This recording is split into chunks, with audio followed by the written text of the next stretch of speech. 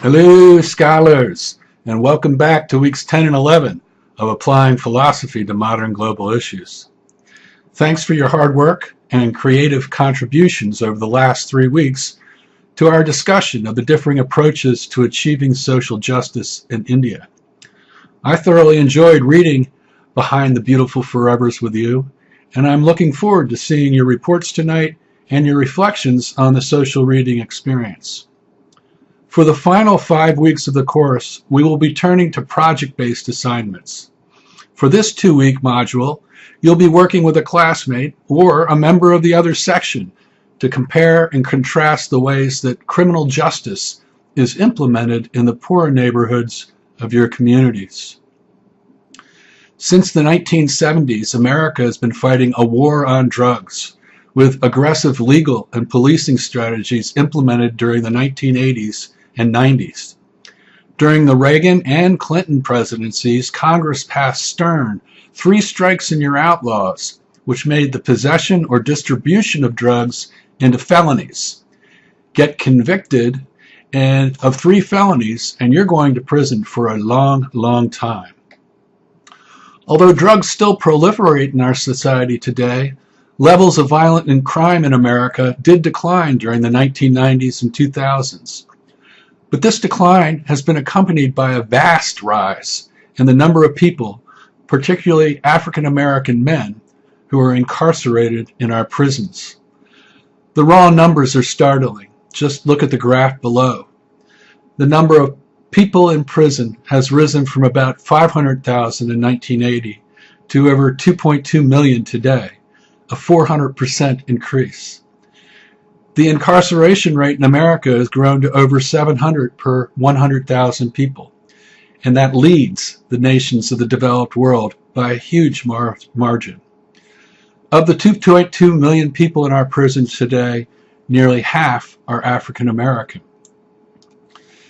In the poorer sections of most of our cities, where the economy has been hit hardest by the flight of blue-collar jobs overseas due to globalization, the drug trade has flourished, and African American men have been prosecuted and convicted of drug-related crimes in huge numbers. By some estimates, 1 in every 3 African American men will serve time at prison at some point in his life. The policing strategies used to combat the drug problem in America have led to a spate of instances of police brutality and the use of lethal force against African American men from Ferguson to Detroit to New York City to North Charleston to Baltimore. Communities have been rocked by the deaths of African Americans at the hands of the police. In my own hometown, Baltimore, the death of Freddie Gray in police custody sparked riots across the city in late April of 2015. Since that time, an epidemic of drug-related violence has afflicted our city. What is to be done about the current state of crime and punishment in America? What is to be done about crime and punishment in your own hometown? Politicians from across the political spectrum have called for reform of our drug laws, reduction of the number of nonviolent drug-related convicts in our prisons, and overall reforms of our prison system. During this unit, we will examine the complex problems which have led to the situation today.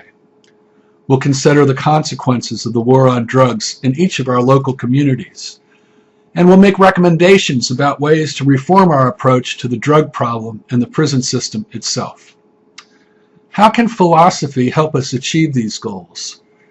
Too often, debate about controversial topics arouses passions which inflame the conversation, forcing people with differing views to default to partisan positions. That is where a philosophical approach can help. To inform our discussion of crime and punishment in America, we'll study the philosophical foundations of our current justice system. How and why do we determine who should be punished? What should be the purpose of incarceration?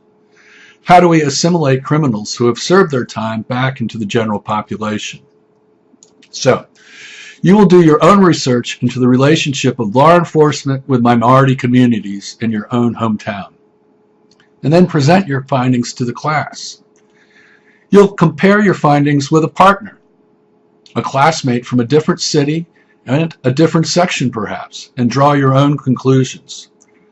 For this project, we're going to try something new. You should interview some person who has expertise on the topic you and your partner have chosen.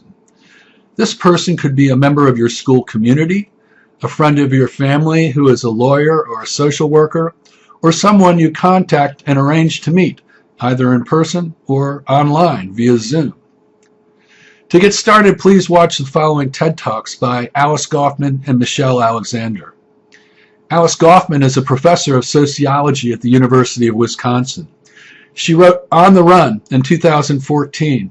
It's a fascinating study of the relationship between police and African American young men in a tough neighborhood of Philadelphia during the years 2010 through 2012.